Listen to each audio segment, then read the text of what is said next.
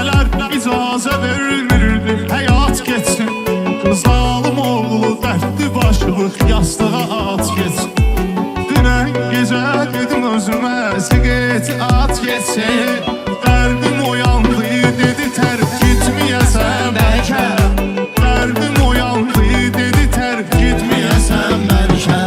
Şair səni görüm güneş batdığı tək batasan. Dərdi qatıb nəğmələrə hüzün yazıb satasan. O mahnılar ki ona aiddi gizli tutasan. Şair onu heç kimə dinlətməyəsən bəlkə. Şair onu heç kimə dinlətməyəsən bəlkə. Gözlərinin qadasını alım getməyəsən bəlkə.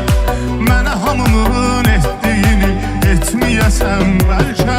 Gözlərinin qadasını alım getməyəsən bəlkə. Mənə hamının etdiyini etməyəsən bəlkə.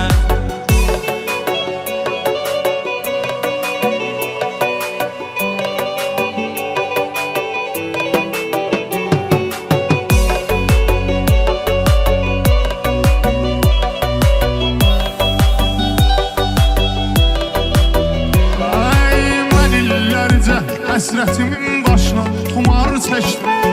Yetmədi intizam, həm də dərdim duvar çəkdim. Mən sənə olan eşqimi aləmə car çəkdim. Özlü gizli nömrədə gizlətməyəsən bəlkə. Özlü gizli nömrədə gizlətməyəsən bəlkə. Yar indi ayrılıqdandı şairin hər sətri. Bizimi qoyub yalvarıram bura bizim xətri. Son görüşdə sənin üçün aldığım kəmən ətri. Özgəsilə görüşdə işlətməyəsən bəlkə. Özgəsilə görüşdə işlətməyəsən bəlkə. Gözlərinin qadasını alım getməyəsən bəlkə. Mənə hamını